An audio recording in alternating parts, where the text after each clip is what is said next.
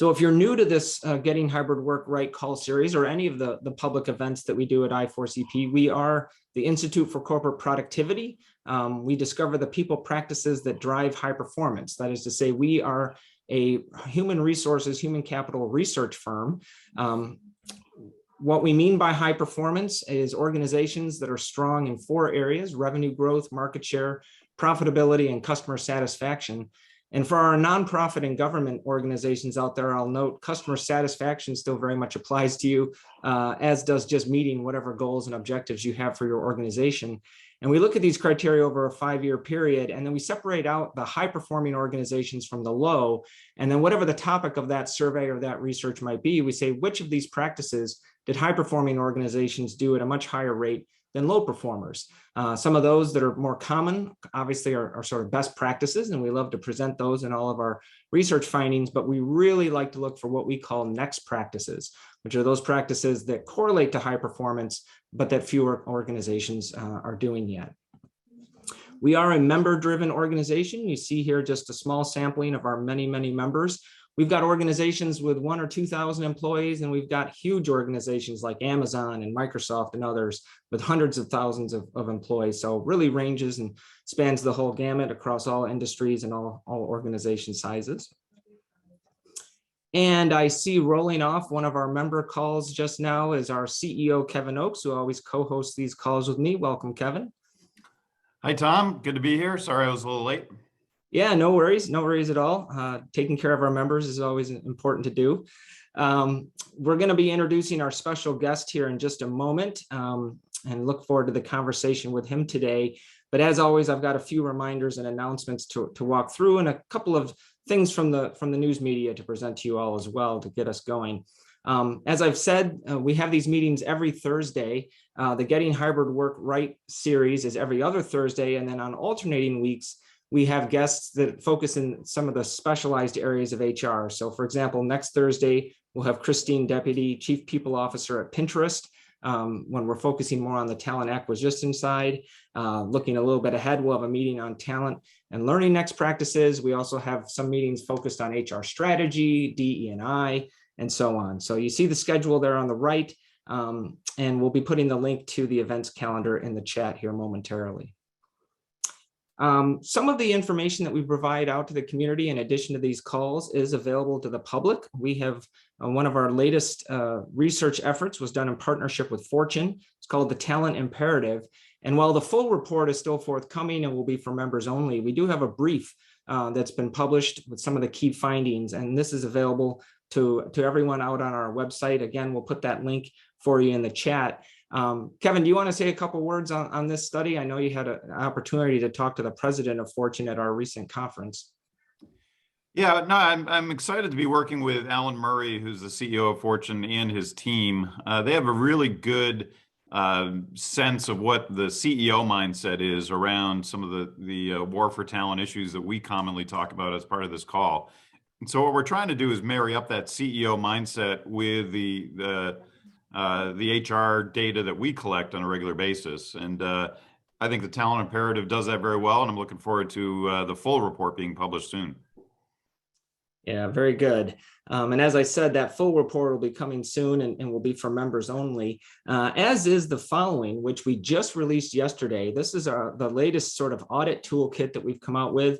This one's focused on workforce flexibility, how ready organizations are. You see all of the sort of the table of contents of it there on the right, all the different topics that it goes into: holistic well-being, the physical space of the office place, building manager capability, DE&I, technology involved with flexible work. So this is a resource, again, that is for I4CP members only. So for those members that are on the call, it's a really helpful guide. It's in PowerPoint format. It allows you to see the various considerations sort of as a checklist, and then fill out or tweak it yourself for your organization in terms of where you're at today, and then also what next actions you need to take as we go down this more flexible work environment path. So again, this one only for members of I4CP. We'll put the link for those of you on the call that are members in the chat. Wanted to surface, as we did last week. Last week we had several sort of news headlines that are relevant for hybrid work. This week we just have the one. that was pretty interesting. Once again, Jamie Dimon from JP Morgan making some news with his company. Kevin, you're the one that surfaced this. I was wondering, there was an article in Business Insider with admittedly some anecdotal information coming from some of the employees about what's going on here. Do you want to say a few words on this? Well, yeah, it's interesting to me that JP Morgan continues to be in the news around some of these issues. This has been widely reported outside of Business Insider as well, that the company is producing dashboards and attendance reports tracking the on-site attendance of its employees via the key card system at their buildings. They're not reportedly the only company that's doing this. Goldman Sachs and a couple other companies also either are doing this or considering doing this, according to news reports. I don't know, Tom. From my perspective, this seems a little juvenile to me. I feel like 5 years from now, we're going to be looking back on some of these discussions around, should people be remote? Should they be in the office? And, the great lengths we've gone to around this, and think it was a little silly at the time. But, it's going to be a constant battle, I think, over the next few months around, should executives be requiring people to be on site, not be on site, and how companies are handling this. So I know our special guest will get into a great discussion around this, and I'd love to hear his feedback once we do. But I'm just surprised that JP Morgan continues to be in the news around these issues. Yeah, and the issue here isn't the tracking, or isn't that you would have ID swiping to get in the building. That's an obvious security thing that a lot of organizations have. It's more setting up quotas and the reporting and the dashboards to really keep track of exactly how much time they're spending in building, as opposed to leaving for lunches or not coming in that day, that sort of thing. Right. One thing that we shared last week that I just wanted to use as the setup for our guest today. So I'm resharing this graphic from last week. This comes from Castle organization, which is a commercial real estate firm. They're in lots of major cities around the country. And this shows you starting way back in sort of January 2020, serving that as a 100% sort of milestone or marker. The pandemic hits March 2020, at least in the United States. These percentage occupancies as Castle corporate real estate buildings and how much occupancy there was at these locations. And I wanted to bring this up again this week because our guest this week had their organization, as he'll detail for us, returned 25% of folks to the office by the summer of 2020. And 100% back into their offices by May of 2021. And if you look here on the chart, May of 2021 overall would have been only about 25% at most across all these organizations represented by this data set. And even today, we're only getting up around 40% after the rise and fall of the Omicron variant across, again, all these properties from Castle. So interesting data here just to show sort of the outlier nature of our special guest today, who is Dave Scott, the EVP and CHRO, Chief Human Resources Officer at Dish Network. So welcome, Dave. Great to have you with us. Oh, thank you, Tom. I appreciate the invite and Kevin and the relationship that we're developing between our two organizations. So thanks for the time today. Yeah, great. As we always like to do, we'd like to hear a little bit about your career, and then after that, a little bit about Dish Networks before we get into the topic of hybrid work and flexible work and everything related to it. So tell us a little bit about yourself. When you and I were talking as prep for this call, I learned that your sort of career in HR, Dave, personally, has been very much working for two large organizations that are both founder-led companies. You've sort of developed a little niche for yourself in that way. Yeah, no, it didn't necessarily start with a purposeful approach on founder-led. Right out of college, I had an opportunity to join Walmart in an operational role, and over time worked my way into an HR role, and then spent a little bit over 20 years in that organization, kind of growing up from literally starting as an assistant manager in the stores up into ultimately leading the HR team for the stores organization across the U.S. business. And so, in that time, I had a chance to not work with Sam Walton, or Mr. Sam, as we affectionately call him in the business. But I did work with every CEO after Sam, with David Glass, Mike Duke, Lee Scott, Doug McMillan. I had a chance to know the Walton family really well, including Rob Walton as the chairman for a long period of time, and then Greg Penner. And as my time there was ending, I really grew an appreciation towards the strong culture, the strong values, the connectivity, the work ethic, right? Kind of all of these aspects that are associated with a founder-led culture. And so as I was looking for my next steps, I knew an opportunity was going to be out there to maybe be in a little bit more exciting town than Bentonville, Arkansas, after spending 15 years in that location. So I was looking for a little bit more of a dynamic city. Certainly knew that I wanted to be in technology as an industry, but I knew I wanted to be in a founder-led company. And so as I got connected with Dish TV and had a chance to meet the co-founders here, Charlie Ergen, Candy Ergen, Jim DeFranco, I knew that it really matched with the way that I liked to approach my business. And I knew that I could operate in this environment, even though it was a completely new industry in a new town, but it was a culture that made me feel like I was at home. And Dave, I'm sure a lot of people on this call are familiar with Dish to an extent, but the company has undergone a lot of changes over the last few years, and I'm also sure that a lot of us don't know the real Dish TV. So can you tell us a little bit more about the company? Yeah. No, thanks, Kevin. Most people think of us as a satellite TV company. And you're used to seeing our dishes on the side of a home as you're driving by, often in a rural neighborhood or an environment. That's our core consumer, is somebody that doesn't generally have access to high-speed broadband internet, somebody that needs to have satellite TV to make that connection to their home. And in fact, we think of ourselves broadly as a connectivity company and not a pay TV company. 20 years ago, we recognized that consumer base was going to decline, and that we started looking at really two different environments. One is, how do we provide entertainment over high-speed internet, and ultimately started off with us launching Sling TV, which is another one of our products. But more importantly, we knew that we wanted to broaden out into a broader realm of connectivity, and started purchasing wireless spectrum. And over that time period up until recent, we've amassed close to $30 billion in wireless spectrum, waiting for the right moment to enter into that industry, not just in terms of serving consumer directly, but much more in a B2B approach, in how we could help really differentiate a network that would serve businesses in a much better way.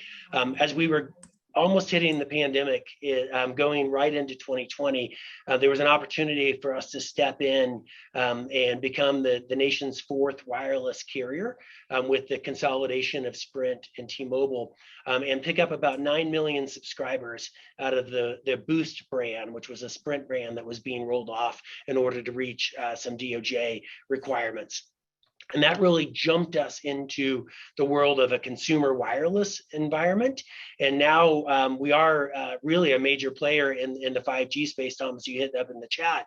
We're building the world's first standalone cloud-based 5G Open RAN network, which sounds like a lot of buzzwords that are captured, but really what that means is that our network is completely cloud-based, is built in 5G. We're not having to update a 3G, 4G, LTE environment. And we have a unique ability to provide businesses with their data versus holding that data within. We're much faster because we are completely cloud-based. We're not required to run on hardware at the base of tens of thousands of towers across the United States. And we can also build our network at about 1/10 of the cost of our competitors, because we're running everything in the cloud and not so hardware compliant. So we are live right now with a network in Las Vegas. We will be at 20% of the nation's population by June, which is just 45 days away before our deadline. And then we'll be at 70% of the nation's population by this time next year, June of 2023. So it's aggressive. It's an environment where we're building brand new technology with our partners, and it caused really some of the decisions I think that we're going to talk about this morning to need to play through because of the transformation we were in within the industry. Yeah, I find it fascinating. I know you do too, as well, Tom. Just how the reach that Dish has. I think a lot of people probably in this call weren't aware of what a major player you're becoming in that whole 5G space. Yeah, absolutely. I certainly wasn't when we talked about this for the prep. That was certainly a big surprise. And as you were just segueing over, Dave, let's talk now about what that transformation has meant in terms of the decision-making process and the policies and sort of the staged approach you went through. Initially March 2020, when like everyone, you had a lot of folks that turned remote for a little while. Go through some of the numbers there. I know you had told me, I think it was around 10,000 out of the 15,000 employees initially went remote. Is that right? Yeah, no, that's right, Tom. As a consumer company, as what was deemed back then as an essential provider of communications, we did have the opportunity to make a choice to either remain on site or move most of our corporate functions off site. The 5,000 people that you've cited that we didn't move off site were our in-home service technicians that are in the customers' homes on a daily basis, and not for 5 or 10 minutes, but often for several hours, and which is a unique challenge as we thought about throughout the pandemic, but certainly in the early stage. We also have a remanufacturing and distribution facility group that needed to be in our buildings to work through, and quite frankly, we had folks that fly satellites, right? And the aircraft need to remain at 22,000 miles above the earth, and that is a job that was hard for us to move remotely, and so we had to think of really providing almost a clinical laboratory for those critical sites that fly our craft, and also maintain news and entertainment, two things that were really, really important during the pandemic. For the rest of our staff, we were able to move pretty quickly to a remote environment. In fact, did it on a Saturday, March 14th. I know many of us remember that day as we moved organizations off in that direction. And inclusive of our call center agents, both customer care as well as our sales group, we were able to move over that weekend and then shortly thereafter. And so it was, I think most of us remember the sweat of working through that as an HR organization. It was really our opportunity as an industry to step in to that space. Over time, we started talking about our ability to serve customers really well from a call center or a sales capacity remotely, but we were losing track of making really big decisions. And July 2020 is when we actually took over the Boost business and began working on our wireless network in earnest. And those decisions just weren't moving at the rate that they needed to go. And it was, as I look at our workforce in spaces where we were running the business as usual, or we were able to kind of continue an already set path or plan with established personnel, we did pretty well in that space remotely. But it was really where we were making strategic decisions and trying to build new that we were struggling.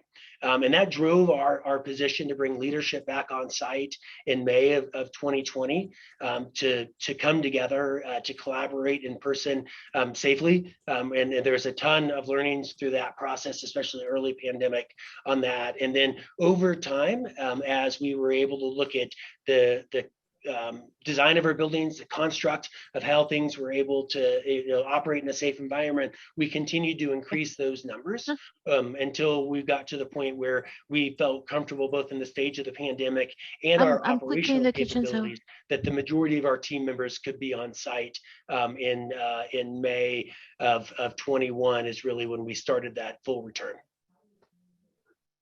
And I think for a lot of people on this call, Dave, that's fascinating that was a year ago that you did that. I'd be curious, what kind of protocols you put in place when you made that decision. Certainly it was a heated conversation at that time about vaccines and, other things. So be curious how you handled that.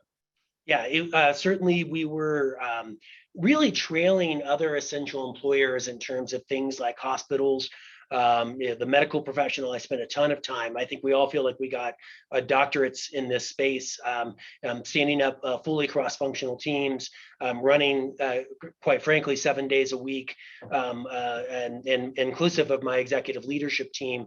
We started in March a 9:30 daily call, that 7 days a week, that we've now moved to 6 days a week, and kind of operationalized days as 5 days a week, but occasionally still connect on Saturdays when there's a big item for us to run through. But from an operational perspective, safety was paramount. Masks, temperature scanning at the door, symptom tracking at home before you come into the building. At a fully operational call center, and continue to run that today to maintain that. Touchless everything, by single direction hallways in the early days, limits on who could be in an elevator, or numbers of people in an elevator at a time, limits on meetings. Right, it was luckily, and I believe thoughtfully, we were able to provide a really safe environment. And then as states and regions adapted, we adapted as well, and in the way that we ran things to a collaborative environment. We were pre-vaccine at that time, and so it really was 100% all masked all the time, unless you were in an enclosed in office by yourself. And there were challenges associated with that. I think as vaccines have come out, we made a strategic decision not to require a mandate for those vaccines, but we encouraged it in a pretty big way. Many steps I think other companies have taken since, things like a reduced mask requirement if you were vaccinated. We offered extra PTO for those people that took those steps. And then we also, when I think of my self-insured medical plan, gave an eligibility for an HSA match to those that have been vaccinated, and did not allow that HSA match for those people that hadn't been vaccinated, under the idea that if you're costing us more theoretically from a medical plan perspective, then why would the company continue to put money into your accounts? And so a number of things like that we work through, and over time, I think we've gotten better in terms of how to collaborate together, because it doesn't make any sense for you to be in the building, but staring at your computer monitor all day. And so how we work those shifts, where we brought people together, how we provided collaborative environments, how we empowered when you were remote through Jamboards and other tools, the way to collaborate remotely. So it was really going down both paths at the same time. Hey, Dave, Clara in the chat was wondering, because by May of 2021, so pretty much a year ago from today, the vaccines were being rolled out. And I believe, if I remember correctly, it was around that time that you were bringing back everyone to the office, right? Is that not correct? Yeah, we were at 98%, I think, as we entered June of 21. What happened then with the Delta variant that arose later in that summer, and then more recently with the Omicron variant that sort of peaked in January? Were there any adjustments made during that time, or what?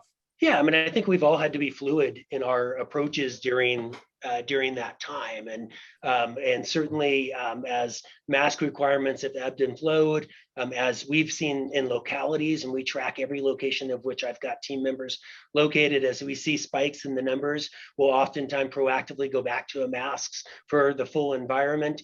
We have shifted to more hybrid and remote approaches when appropriate. And if you think about Thanksgiving of 2020, and again, Christmas of 2020, Thanksgiving of 21, Christmas of 21, as social engagements have picked up, that certainly impacted the business from a spike in our accounts perspective. And so oftentimes the week or 2 weeks following those events, we'd go to a required only position here in the office, so that we weren't taking those transmissions that were occurring outside of the office and bringing them into our office environment. And I do have a daily dashboard that tracks every call into my call center, whether it's sniffles or potentially a positive. I'm watching positives every day on my dashboard. I understand across every single one of my locations where we're starting to see a spike, and we use that data to proactively make decisions to manage the business, right? And it's that constant battle that I think we're all watching and managing through right now. Not to minimize the importance of it, but if 3 or 4 years ago anyone would have said that you would have a sniffles dashboard, I think you'd have thought they're a little crazy. No, it's amazing, right? And again, I compliment my team for getting out there. With curiosity is one of our core values, and we've gotten out there and learned as much as we possibly can. We study the industry. I've got a great staff that surrounds me that helps us make the right decisions, and we're regularly connected with the folks here in Denver, as well as in major areas in our business to stay ahead of things. And one of the things I think that we did really well, and I would encourage any of y'all that are in the process right now, is my CEO and I do a weekly Friday afternoon broadcast to the entire company. Sometimes it's 5 minutes, sometimes it's 15 minutes. We've shot 104 of these episodes. They started immediately after the pandemic started, and it is a direct voice from me or from my CEO about what's going on in the business, and it's transparent. It tells you when things are challenging, and it tells you when things are recovering. And that transparency, I think, has been appreciated throughout the organization. And by the way, it humanizes those of us that maybe you don't get a chance to interact with every day, and understand that, hey, I've got 5 kids, right? We were doing school at home. We understand a lot of the complexities that you're dealing with, and while and certainly there's a matter of privilege that's associated with as a senior executive in the organization, and the ability to manage some of those things in a different way. It does humanize your organization in a way that I think we've benefited in great detail. Dave, were the dashboards that you're using created by your team internally, or are those dashboards that you purchased off the shelf? Yeah, we started internally with the build, and we've got a crafty IT team. They don't just fly satellites, but they build me really great tools. We used our HCM initially for those collection points, and rolled it into Tableau. And then I've recently gone to a off-the-shelf product, and we're in the process of converting to those tools as a broader view of just staying connected with our team members. Got it.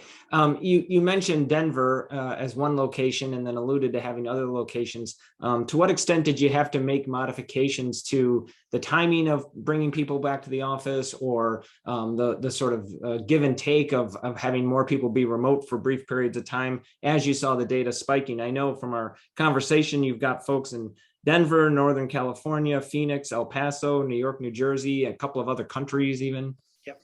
Yeah. So we certainly are using not just local regulations, but local patterns, right? New York, I think, has been challenging for all of us. Early pandemic, they certainly had some of the most restrictive is probably the wrong term, because that makes it sound bad, but I think it's conservative in terms of the way that they thought about work in that space.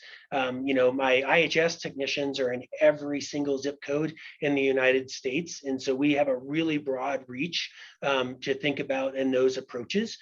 India continues to be a challenge. I think even right now, for those of you that with team members out in India, we have a big office in Bangalore. And so how we've approached that is very different than maybe how I've approached El Paso or Phoenix, or even here in the Denver market. In Denver, our governor did a tremendous job of guiding us through the pandemic, and allowed businesses to really approach things in a way that was both safe and thoughtful, but also was business forward. And so that was how we have we approached it. And again, my dashboards give me a pretty good view on those things, but it's also just listening to your team, right? And that's also another really big part of what we do. I do a lot of either remote or even in-person listening tours on these topics. I want to pivot to the discussion of hybrid work and flexible work, because I want to find out what areas of flexibility you've got at Dish. Christine asks that question in the chat. But before that, I want to get to her other question, which was, can you clarify again, why was May 2021 chosen? I'm assuming it's a combination of the vaccines being available and some level of confidence in the vaccines that they would be helpful, but also just what you had said earlier, the transformation that Dish was going through, and the need to bring not just leaders back, but really everyone back to pull off what you were looking to do. Yeah, I think it was a combination of that. If you think about the pandemic's pattern, certainly we were on the downflow of where the pandemic was in the spring of 21. And it gave me confidence in terms of the capability to operate a safe environment. We also had some changes in how Colorado was approaching their space and occupancy requirements that allowed non-essential businesses, even though we were an essential business, even non-essential businesses to go back to a much more significant population in their business. So that was a sign externally that we were safe. We also saw patterns of behaviors, right? People were out in the community more significantly. And so as we saw our employees being more comfortable in the community, we also knew that we could offer some level of comfort here in the office. So if you balance those environmental aspects with the critical work that we're doing, not just running a satellite TV business, not maintaining connectivity and news, which if you think of all the community aspects that were occurring in that time, especially having real access to news was really important for the nation. And as a major deliverer of that information, especially to rural environments, we have a responsibility to maintain that. And we were in earnest, the design and plan and build of our first cities for some really critical requirements 12 months later. And so that convergence of business activity and the ability to operate in a safe environment drove that decision. And I think it's really important to also talk a little bit about, you mentioned flexibility, and I'll transition towards that topic. Like, this isn't an all or nothing environment, right? My call center agents today have shown tremendous productivity, have kept the business going in a really strong way. And there was no reason to reoccupy call center sites with those team members. And in fact, we had enhanced flexibility and a broader applicant pool in those decisions. And so the business told me, and again, they're running a business as usual aspect for us, that it wasn't required to return them into the business. We started looking at roles in our corporate environments and saying what's critical and what's not critical to be together every day and collaborating. And so things like, a large percentage of my recruiting staff is able to operate remotely because that's the nature of their business and how they're connecting allows for that. And so we really think about it, geographic, role, and level of collaboration and teamwork that's required. And also, where does it fit in my career path, right? Because we don't talk enough about the dearth of career path and development that's occurring right now when people don't even know who their boss or their extended teams are. And so, Dave, are those decisions then pushed down to individual managers, or are they at the departmental or divisional level? Help me understand how those decisions are being made. Yeah, I think we have a relatively flat organization, which allows us to listen fairly well.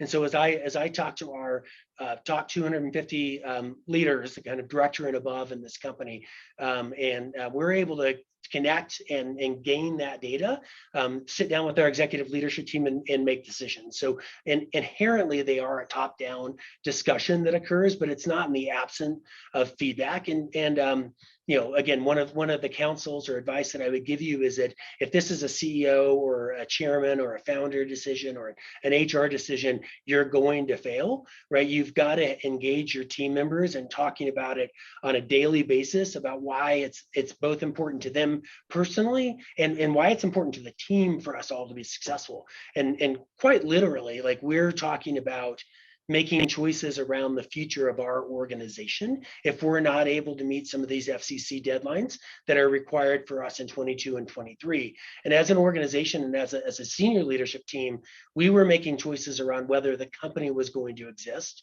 in 2 or 3 years. And I'm not sure that our team members understood how important it was for us to make this transition to a connectivity company and our ability to quite frankly, retain employment.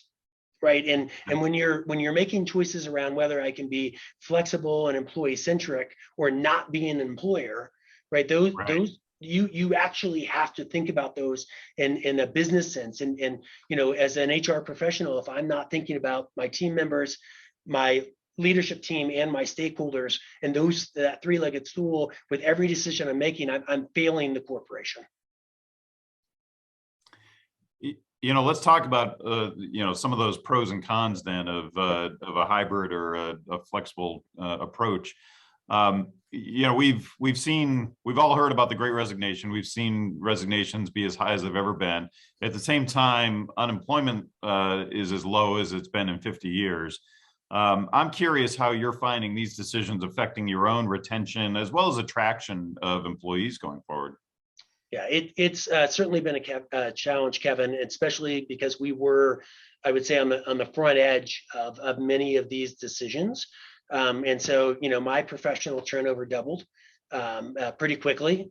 And that started a little bit before, the Great Resignation or the Great Talent Exchange, or however you would like to phrase the events that we've gone through. And certainly retention is a much more challenging dilemma than hiring. Right. And in fact, I've had the best hiring 2 years in a row than I've ever had. And so, the transparency about who we are, the ability to talk about the work that we're driving, the world that we're leading into as an organization is helping us to attract talent, but retention has definitely been a deficit. But remote doesn't solve everything, and I'll point to my call center agents again as a spot for this. Fully remote. My turnover in call centers is up significantly. And whether that is through a lack of attachment to the organization, to their supervisors, whether it's this phenomenon of people holding 2 or 3 jobs for a period of time right now in an effort to play the system a little bit, whether it's a training and development challenge doing this more remote than in person like we've done in the past, there's unique pockets of challenges in each of those environments. And I think you have to look at those independently and not try to cover decisions with a blanket of a single approach in how you're doing these things. I really think one of the things that we've done well has been an ownership of who we are and the decision that we've made. And I watch my peers right now in the industry that they're coming back and then they're not, and then they're coming back at a portion and they're not, and they're coming back 5 days, but then the organization says they want 3 and they fall back on that decision. And it's horrifically hard to plan, right? And certainly your employees don't know what to expect. And if there is a benefit that I have right now with my team members is that we understand the way that we're going to work and we're going to operate. We're extremely transparent about it. And we work hard to, in that environment, then make sure that we understand that life happens, right? Schools are going to close. Kids get under they end up having to be away from school for a period of time because of exposure or because of sickness. And we're extremely understanding and making those changes. And in fact, that's probably a really positive change from maybe our corporate positioning 2 or 3 or 4 years ago, is that we're a much more understanding and flexible organization when life happens than we ever were. And that's a benefit of the pandemic. And we're also much better across business units, and we're much better across locations because of some of the skills and capabilities that we've built over the last couple of years. I liked what you said, comparing the relative differences for you all and what you've seen between attraction and retention. It sounds like retention has been the bigger challenge. And I guess when I think about it, that wouldn't surprise me, because as we've said, Kevin, on a lot of these calls, there's a lot of people that do prefer to go into the office, and that's the sort of lifestyle that they long for again, that they want.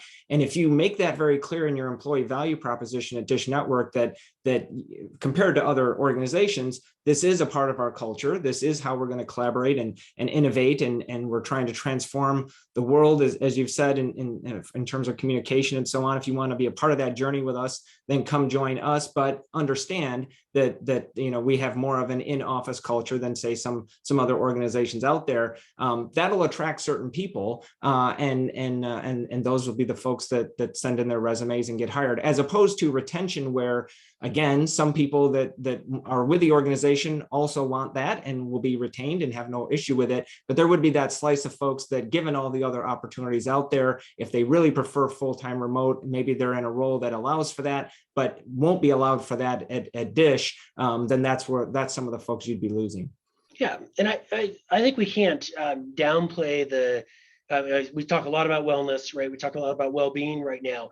The events of the last 2 years have really reset a lot of people's thinking about what they value, right? And there's definitely an aspect of that that's associated with my turnover that says, I may love Dish as a mission, may love the work that we're doing, but ultimately I've made this decision that is recentering the priorities of my life. And you know what, that's great, right? And we want to encourage folks that if that's the stage that they're in, then make that transition, and we'll respect that and understand it. Love to retain you as a customer, and ultimately know that when maybe your life changes again, that we're back as an employer that's ready to welcome you in open arms, right? And so had a ton of those conversations, even amongst my own team, over the last couple of years.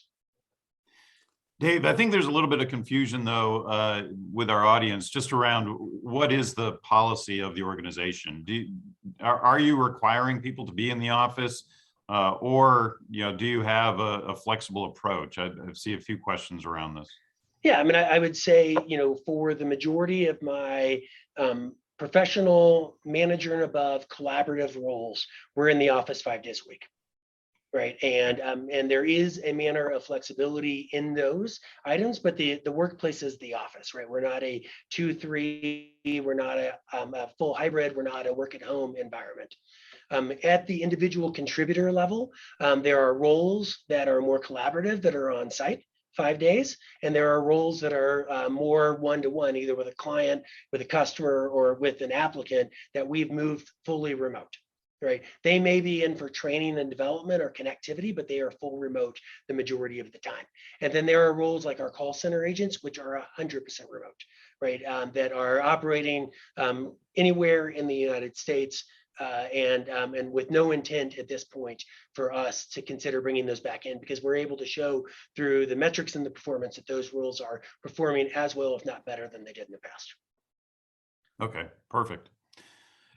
Phyllis asks an interesting question here as well, Dave. Have you seen a difference by generation of personnel for preference on remote, in office, or hybrid? Yeah, I mean, I think we've all seen that the idea of being in office has a historical connotation of those that are possibly in the older generation, right, more established in the workplace, and want to be engaging and interacting in that space. In the younger generation, there's certainly a higher desire to have that flexibility, and certainly the freedom that allows for a complete remote work environment. I read the articles like you do about people that are living 30 days, 60 days, 90 days in an Airbnb, moving around the world, moving around the country, doing remote work, and there is certainly a family formation and a generational difference that's in that place. And so certainly as I look at certain disciplines, digital marketing,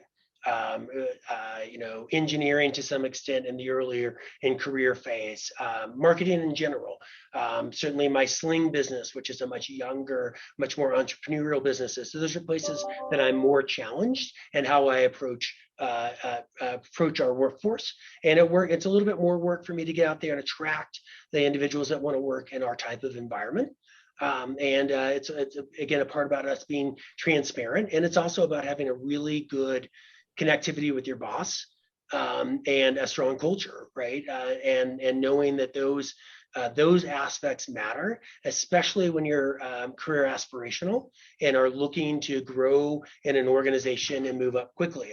And again, I think these are learnings that as folks mature a little bit more in their career path, they're saying, hey, it is important to be known. It is important to be interactive. It is important to have that development that often occurs unintentionally versus intentional development. And I talked to a ton of my peers that are more remote than I am, and they're having to find creative ways to drive that connectivity and development. And today it happens a little bit more organically for me because my team members are more present. Is that one of the ways that you position that to maybe that younger, earlier in career individual, that mentorship will be that much easier, sponsorship will be that much easier, even just onboarding, and maybe the sort of best of both worlds consideration where you say, look, this is our company culture, trust us, onboarding will be much stronger for you if you're on site for the first 6 months or a year. After that, yes, your role does allow for some degree of remote work, and we can discuss that. But I could see, and we've heard this from a lot of folks, that onboarding, making those connections is more difficult if you're early in career. Yeah, I think we do look at the stage of an individual in the career, but we're much more focused on the function of that role, right? And what is the necessity of the connectivity that occurs? Because we in the amount of change that we're driving as an organization, it is not a place where you can say, I've had 5 years on this team and I understand the mission, the vision, the values, I understand exactly what needs to be accomplished, and I don't need to be as connected with some of the auxiliary teams as in the past. Our entire organization is in a tremendous amount of change. And I know we spent some time in Scottsdale a few months ago talking about the connectedness of an intact team, or those strong connections, and how they have flourished in this environment. And it's those weaker connections that are a little bit further out into auxiliary teams that are not as strong. And quite frankly, we're all hands on deck right now on what we've got to deliver, not just in the next 45 days, but in the next year, that requires those connections to be really, really strong. And I, in a place where maybe I'm not driving as much transformational change, and my executive leadership team and I have talked about this, we may have the opportunity to think about our workplace differently. And so in 23, 24, 25, I may talk in a different way. Today's environment requires decision-making that happens at a speed that can't wait for the next Google Meet or the next Zoom meeting. Yeah, I'm glad you brought up the Teams thing. I really think that's something that we're going to be talking about over the next couple of years, and the dynamics of teams, around the longevity of them, the maturity of them, the familiarity of those teams, and what those team dynamics mean to whether you're on site or remote or something in between. I also think, and somebody brought this up, I think, very early in the conversation, we're going to be talking a lot more about proximity or location bias, and that'll be something that we'll have to start tracking, I think, Dave, to just take a look at our managers, offering preferential treatment for people in front of them. I'm just curious if you have thought about that already, or you're trying to tackle that already.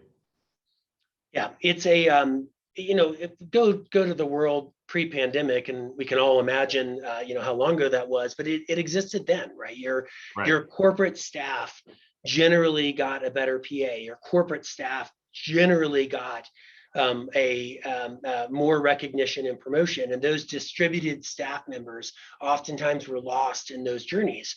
And my Walmart days, it's one of the reasons that we spent 4 days a week in the stores, is because that's actually where the business was occurring and where the great ideas happened, and we had a responsibility to capture that and bring it back.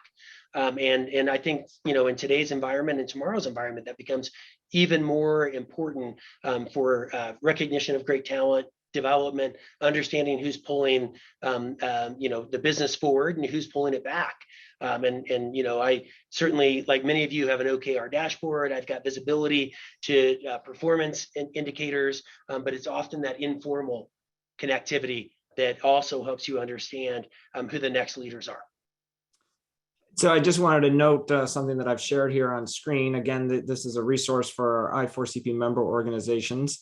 We've created a proximity, bias, and flexible and hybrid work model checklist. It's pretty robust, 4 pages long, so a lot of considerations there. My colleague Zeta has put the link to that for members over in the chat. So just wanted to draw attention to that helpful tool for companies that are struggling with this potential issue right now.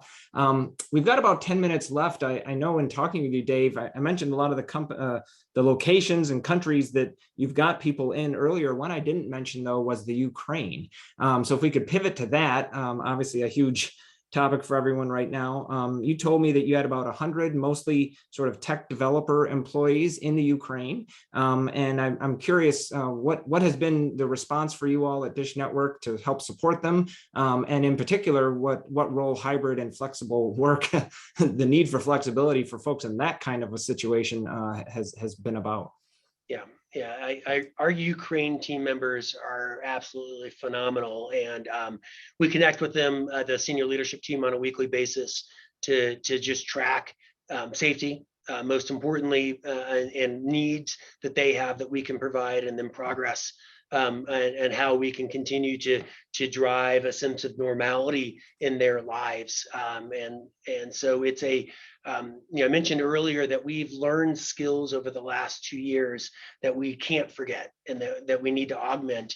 And this is a skill that came into great value in Ukraine as we approached February 24th of this year. We knew that our office, which is in Kharkov, which is about 25 miles from the Russian border, was one of the earliest towns that was attacked and continues to be one of the hardest hit communities in Ukraine. We knew that we needed to get team members out. And so setting up a remote office in Lviv was step one. But step two was just saying, go. Like, do what you have to do. Take the next 3 weeks, establish yourself where you need to be, in country, out of country, stay in town, leave town. Do what you need to do. We pushed money into their accounts to help facilitate those movements, and then we stopped working, and we said, figure it out in 3 weeks, and asked them to then say whether they were in a safe place to return to work, engage with us or not engage. We have a number of our team members in the territorial defense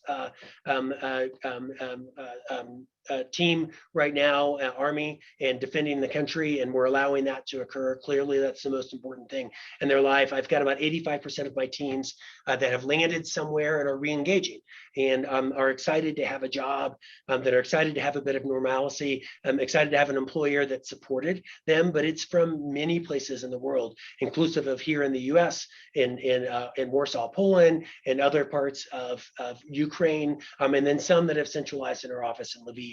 And so, again, not a capability that likely I would have had 2 years ago, but we were able to build on the capabilities that we've gained through the pandemic and transition that work and continue to provide really important development and support for our Dish and Sling TV products, but also be a good employer in that environment. And it's similar to how we think about in the U.S., where what are the needs, what's going on in the community, and how do we make the best decisions for all three legs of that stool. And I'm proud to say that my team members are accounted for. They're all safe. I did have a team member that lost a brother in the territorial defense Army last week in a helicopter crash, and so we're continuing to provide support. But that's again a huge aspect of my HR team is in doing exactly what they need to do to support our Ukraine team members. Very interesting point, Dave, that if it wasn't, in a sense, for all the changes and all the learnings from the past couple of years, you wouldn't have been able to get these folks back up and running in Lviv and in a more safe location, working remotely. And it would have been a lot more of a struggle. Like, that would have been the learning moment of how do we do remote work for these folks, as opposed to having gone through it, 2 years earlier. Yeah, no, it's and I think, again, this can go to, we had a fire in Boulder a year ago that took out one of my buildings in that environment, 4 months without a location. Everyone was able to work remote, be successful. Things happen around the world on a daily basis. And you mentioned draconian with Jamie Dimon in kind of the opening statements. I think our thought is, we've got big work to do, and we want to be successful as an organization. And I've got really important talent that makes that work happen. And we've got to figure out the right way to enable our talent to be successful in the environment that makes us the most successful. And we're going to continue to shift and learn and modify what we have to do. And as our position as an organization changes and as the environment changes, we'll continue to adjust. Nobody's perfect. God knows I've got my bruises and pain points that have occurred over the last couple of years, but we're leaning in a big way on how to continue to do what Dish has to do with all of our team members to be successful. I love the intentionality of everything you're saying and giving people the communications. Several people in the chat, I shared that in the chat, what you shared about having 104 of these weekly CEO and CHRO conversation calls. I think sharing the reasons behind everything you're doing, both when you're recruiting candidates, but also internally on all these communications. I think that is a much stronger way to go, in contrast to the more bombastic maybe CEOs that are out there just saying we need everyone back in the office. I don't understand why this is a problem. I love your approach so much more. Thank you. Again, nobody's perfect in this environment, but I think we're all figuring out the best way we can, and I'm extremely proud of certainly my HR team and the way that they've earned their position in the organization as a incredible partner to our business, and the esteem that they've gained in the last 2 years through this. And I think it's a benefit for the entire industry, and I think it's something that I4CP certainly recognized in your event this year. And by the way, in person, people love to be together. They're excited, right? And I think that there is a balance that we're all striking right now to be able to have that engagement and excitement and passion return to our business again. And I appreciate what y'all are doing to facilitate those conversations. Yeah, thanks for the plug of our conference there. I know you were there, and it was great to have you. I know you had conversations with Kevin and some of the other Kevins at the organization. For those that don't know, we've got a lot of Kevins that work at I4CP. But I just wanted to pick up, we've only got a few minutes left, what you were just sharing there about your HR team and all the learnings and all the openness and transparency. What you've done is, I think you've added a great deal of trust from your employees across the organization to both leadership of the organization and presumably probably everyone throughout HR. Trust is something that is very difficult to build up, takes a long time. It can be very easily lost much more quickly. There's an asymmetry there with trust, as we all know, but that's going to serve you very well in the future. We don't know what's coming next, and we've had a pandemic, you're dealing with Ukraine, all sorts of major changes, the awakening around racial issues in the United States with the murder of George Floyd and so on, which we didn't have time to hit on today. But there's going to be something big later this year. We don't know what it is. There's going to be something big in 2023, probably multiple things. And the fact that your organization has been so intentional in the way it's been, even with some of the downsides around retention and so on, I think just building up that degree of trust is going to really serve you well. No, I will say for the HR practitioners on the call, the care and feeding of your own team is critically important. And I know, especially my HR business partners and my generalists that serve the broad community, we certainly saw turnover increase in those roles. They've got hard jobs. It's probably one of my failure points this year, is not supporting them enough in the right way. And so as you're maybe embarking on these decisions right now, extra care and feeding for your business partner roles especially is important, because they're often the voice and the person in the front of the room that has to be where the rubber meets the road. Yeah, that's a great point, Dave, on the HRBPs and how strategic they've been. I just want to echo what Tom said. Thank you very much, Dave, for sharing everything you've shared. It's a very intelligent approach, I feel, to your particular business, and everybody's business is a little bit different. But I love that you were able to come on this show, this call, and share everything you shared. So thanks again for doing that. Of course. Thank you for having me. Yeah, appreciate it, Dave. Thanks very much. Just a reminder for those that are on the call that are I4CP members, we just released yesterday our Workforce Flexibility Readiness Audit. I want to give a shout out to my colleague, Carrie Naiman, who was the author of this, as you can see there on the right from the table of contents. Very robust guide for our member organizations. Also want to plug 2 weeks from now, we'll have Marcelo Modica, the CHRO, Chief People Officer at Robinhood, an organization you've probably heard the name. If you ever watch CNBC, they've been mentioned practically daily on CNBC for several years now. Really disruptive firm in the financial space. So it'll be great to hear what their approach to hybrid and remote and flexible work has been. So again, that's coming up in 2 weeks, Thursday, May 12th, same time, 11 a.m. Eastern, 8 a.m. Pacific. And so with that, I want to thank Kevin Oakes, my co-host as always. Thanks, Kevin. Thank you, Tom. And thanks, Dave, our special guest, for all of your sharing. Love the transparency, love the openness and honesty of everything you shared today. And thanks everyone for participating. This call was recorded. It'll be available out on our website, i4cp.com. Just get over to the events section. You'll be able to find it there along with some typed up notes. Thanks, everyone. Hope to see you again on a future call. Have a good rest of your week. Take care.